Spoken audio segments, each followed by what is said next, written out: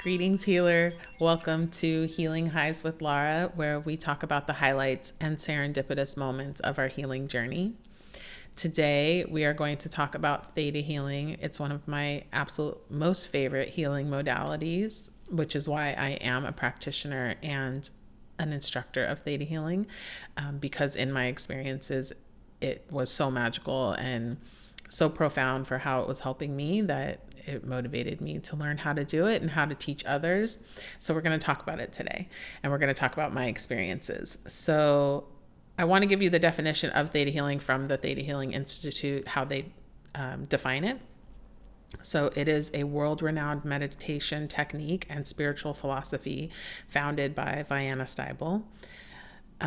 The Theta healing is a meditation technique that we believe creates physical, psychological, and spiritual healing using the theta brainwave. While in a pure theta state of mind, we are able to connect to the creator of all that is and create manifestations instantly.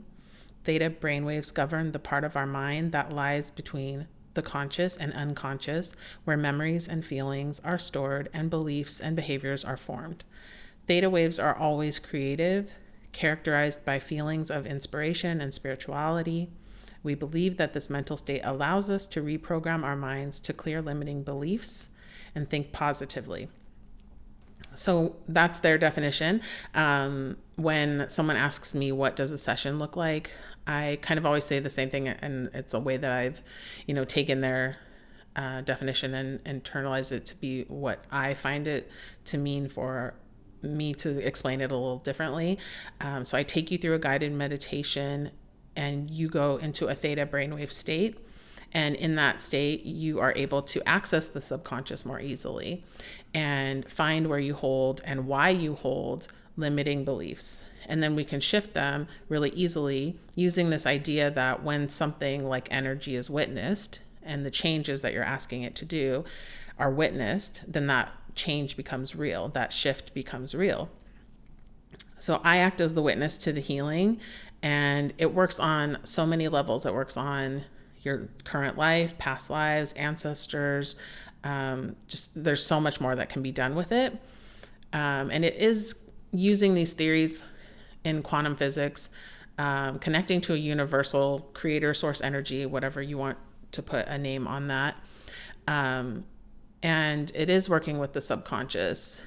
Our subconscious, it controls so much of our physical body. We know we're not thinking about our heartbeat or when we breathe or what hormones are being released at what time.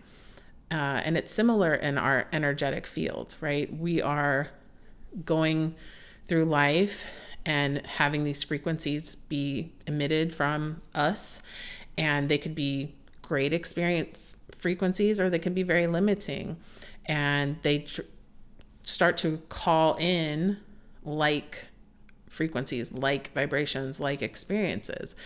And so it furthers the patterns that we have in our life, whether they are really wonderful things or things that are really limiting us.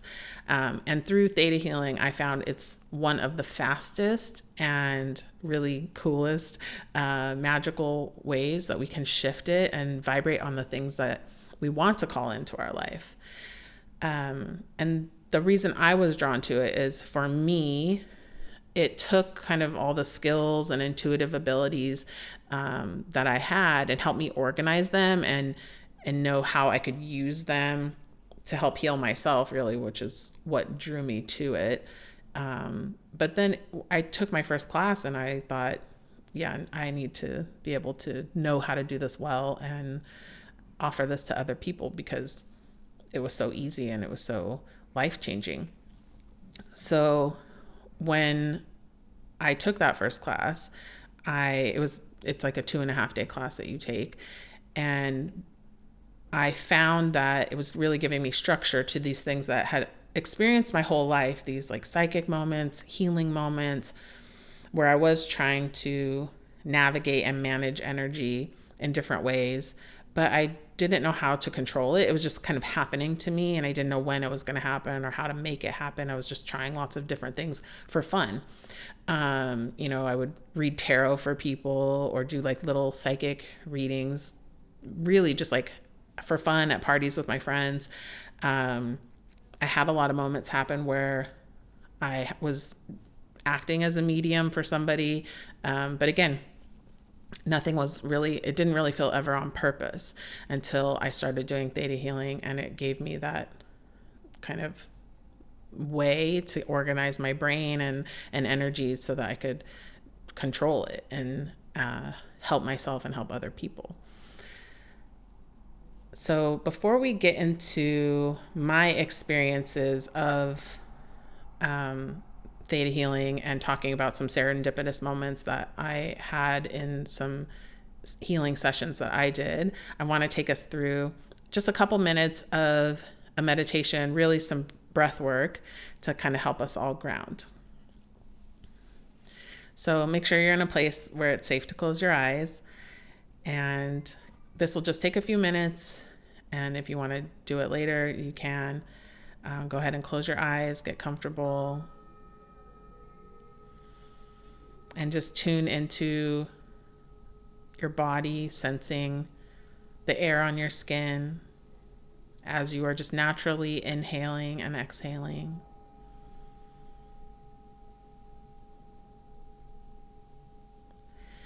And we're going to breathe in for a count of 4, hold it for a count of 4, and then exhale for a count of 4. And we're going to do this 5 times.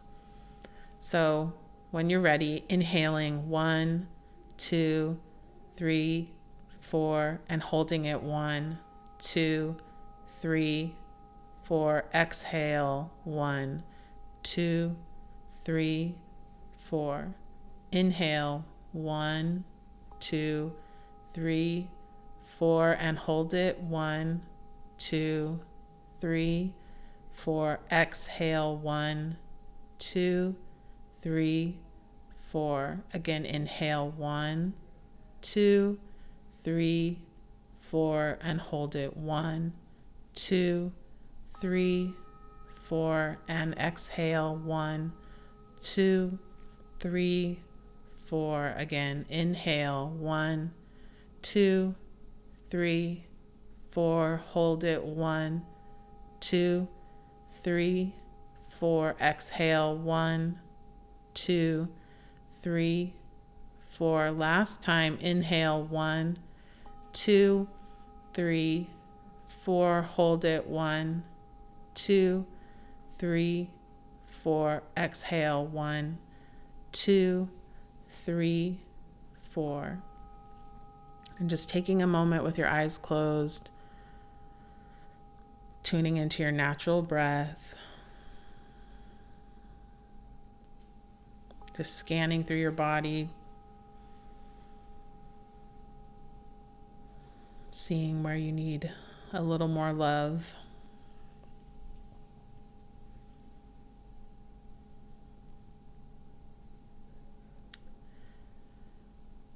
And when you're ready, opening your eyes. Okay, thank you for doing that with me. Back to our topic today, talking about theta healing. Another way that I like to imagine that this helps me in the way that I've kind of allowed my brain to understand it is I like to think of, we're born and we're these perfect souls. And then when we come into our human form, we're connecting with the energy of the planet, the animals on the planet, humanity, the collective consciousness that, we're connecting to, the positives and the negatives of it all, the joy and the pain. And then as we're going into our human form, we're starting to connect with our ancestors and also the amazing things that our ancestors did, but also the things that, they went through that were possibly traumatic.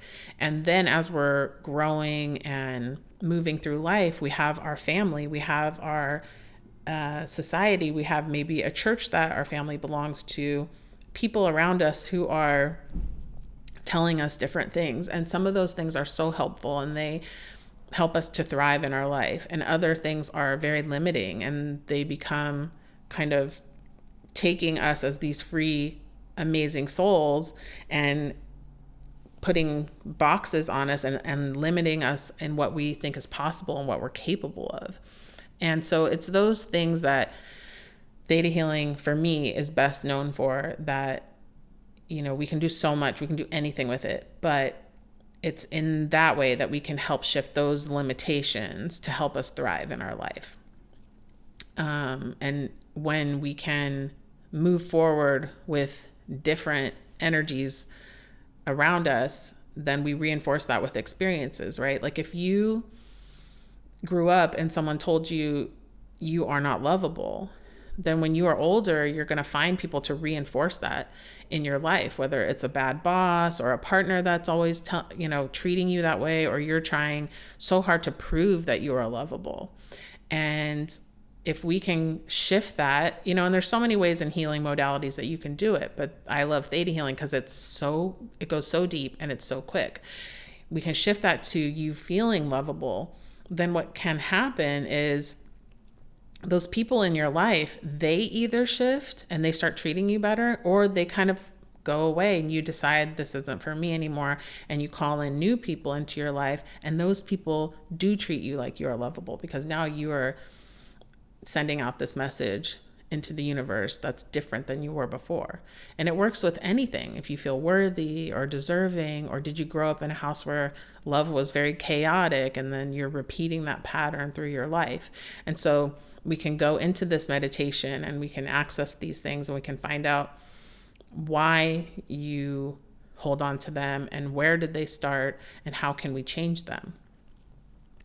And something that's really cool about any healing, but my experience with theta healing is when you're doing this type of work and you're working, say, on a person that you are trying to do some healing, and that person kind of represents something to you.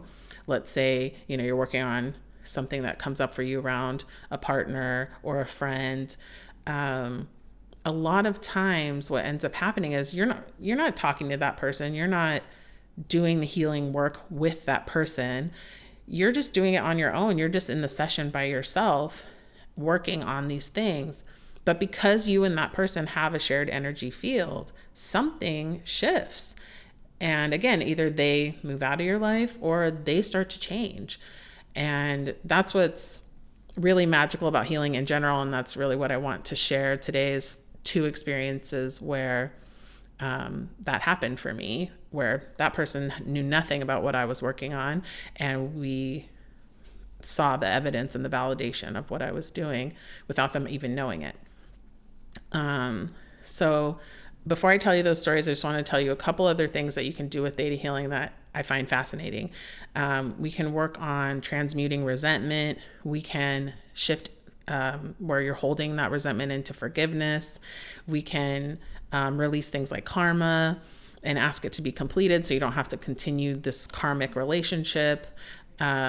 We can remove curses, again, access past lives, ancestral lives, just so many things. And so as I tell you these stories, I just want you to know that these things are all things that we move through in theta healing. So along my journey with theta healing, I had these intentionally serendipitous moments. And the first one I want to share with you, it feels a little bit dark, but in the end, it was wonderful that it happened. It was so good. So I had been at the time a theta healing practitioner for about 1.5 years, and I had made this decision that I was going to take a bunch of like these really intense courses where they were like 3 weeks long and 2 weeks long. And I was towards the end of that. So I was in this last one, and it was 2 weeks long, and I was about halfway through.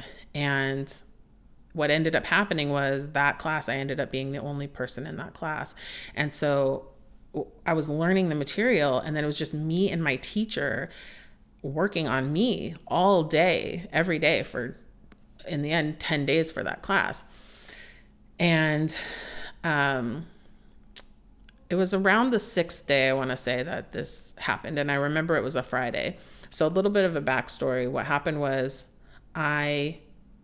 it was around January, and a few months before that, this is when I had my old job. A few months before that, we got a brand new supervisor, like a boss. And I had been at this place for over a decade, and I worked there like 3 days a week, not even like full days, half days. And I was doing healing on the other days. And I knew I was going to need to leave this place and do healing. But it was really hard for me because I loved this place. I loved the people there, and it was so wonderful. And this person came in a few months before this, and they were really trying to make things difficult for me and everybody. But there was a reason. I'm not going to get into the details of it, but there was a reason that they really wanted things to be difficult for me. And they really tried each day to intimidate me, manipulate me. And the thing about those things is I can see it a mile away, so it just doesn't affect me, and I just go about doing what I need to do, and move through my life the way I want to. It doesn't upset me. So as this is happening, I'm really kind of trying to show up every time I go there in a renewed place, in a place where I want to be a person of peace, and I want to be a person of calm, and not allow that person to affect me. And so that had been going on for a couple months, getting progressively worse. And here I am now, it's January, and I'm in this class, and we're working on some technique where I start to be in the theta healing meditation, and I have this visualization of me and this person, my supervisor, in a past existence where I'm in a pit and I'm just alone in this pit of the earth. Like, there's no way for me to get out. I'm just deep in the earth, and they are above me, and they are walking around me in a circle, and they're dressed like, it's hard to describe, but it was like a tribal warrior, but evil. And they had like these straps like on their body in different places, and I kind of want to describe it as a leather, but obviously it was like a different time, a different place, so it didn't look exactly like that. And they hardly had any clothes on, so they just looked like this warrior, but of a very evil nature. And then they had like paint, like black paint. I mean, obviously it wasn't paint. I don't know what it was, but it was like on their eyes and in different places where it made them look almost like a skeleton without the white paint aspect. It was just this black stuff that was highlighting features to make them look like a skeleton. And this person in my current life and in this visualization, they're very tall, very broad shoulders. And I don't know if the reason I was being shown them very similarly to this current life was to tell me it's that person, or this is just how they always show up, is like that they look like this. But yeah, so I'm in this pit, they're walking around me, and they never take their eyes off me. Even if it's to the side, they're looking at me from the side. And the whole, they've already captured me. I feel like I'm going to be sacrificed in some way.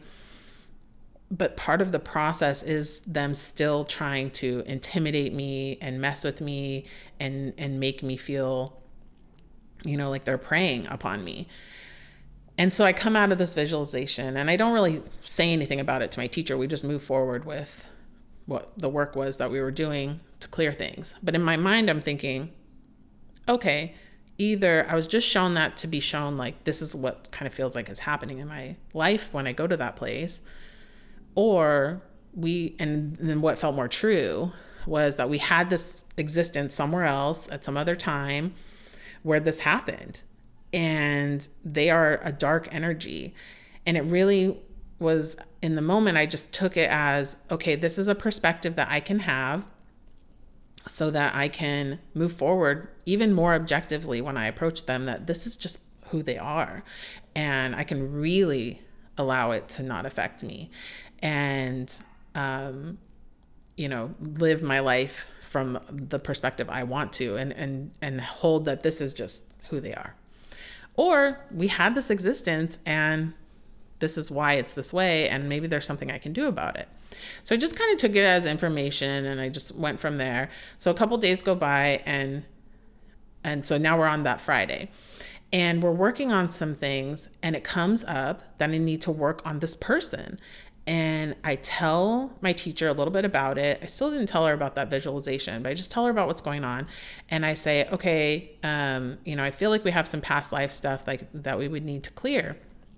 So we do that. We work through it. We resolve the karma. We break energetic ties. We release any cords that were attached to us. We did all the past life work necessary. And it felt so good. It felt so clear. And between this person and I, it felt so clear. And I just felt like everything, obligations, everything was resolved.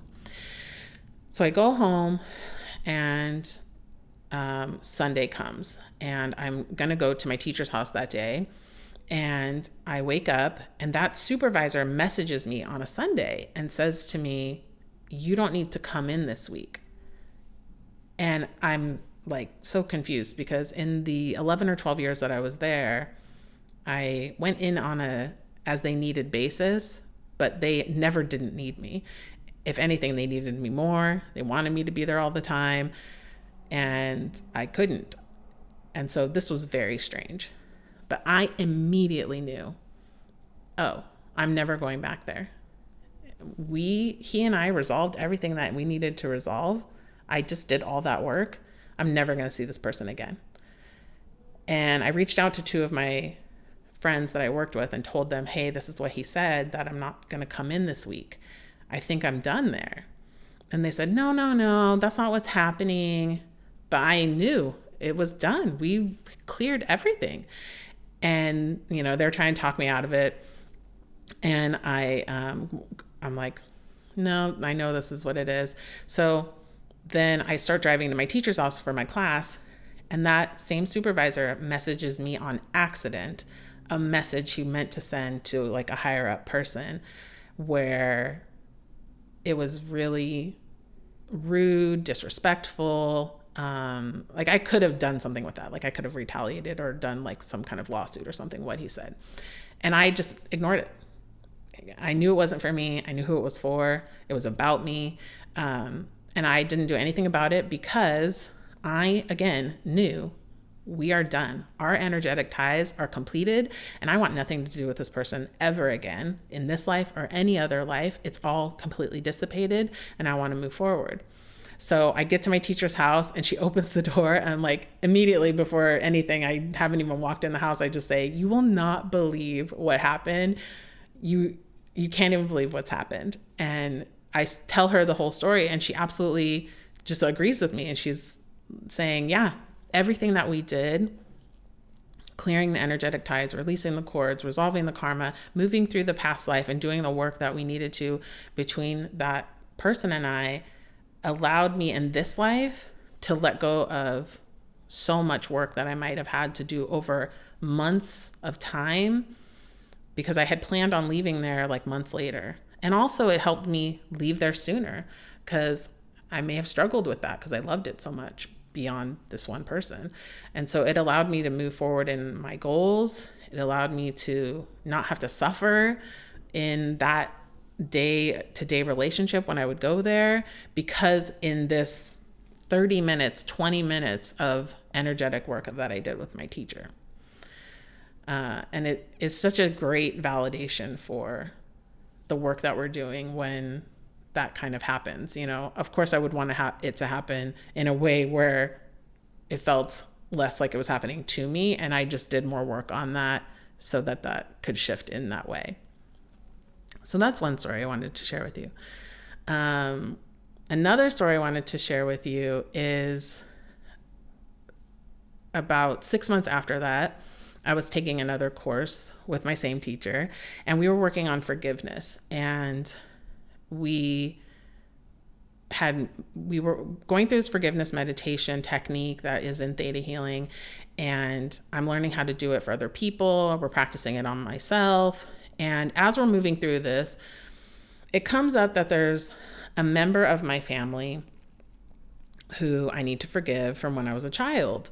And I'm kind of out loud saying the names of family members, and I'm not feeling anything consciously. Like that I have something with them. But my teacher like can really tell there's something with this one person, but she doesn't want to put anything in my mind. So she just has me, what we would do is we call it muscle testing, which is used in a lot of different ways. And in Theta Healing, we use it to help us see what's happening in the subconscious that we don't want to face.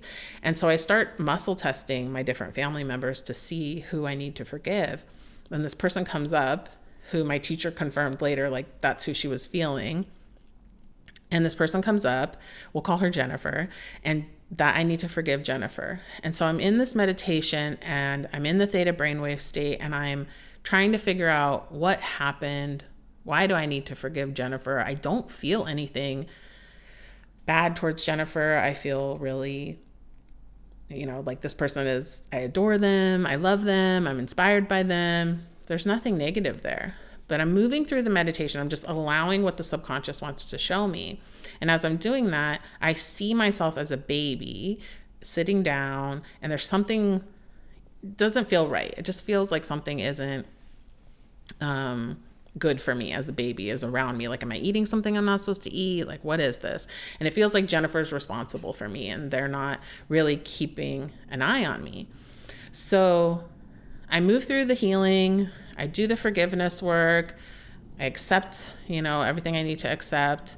And my class ends and I'm driving home. And the drive home was like an hour and a half. So I would call different people as I would drive from there. And I thought, let me call Jennifer, not to tell her about this because I didn't feel the need to, but just to talk to them because they had come up today and they're in my mind. So I'm kind of telling them about the class and just the logistics of the class, that I'm taking this class and, I was in this city and I'm on my way home now. And as we're just kind of talking, Jennifer says, well, I'm glad we're talking because I've actually been thinking about you for a couple of days and I wanted to tell you something. And I'm driving like, what? What is she going to say? Is she going to say like what just happened? Like what we just worked on?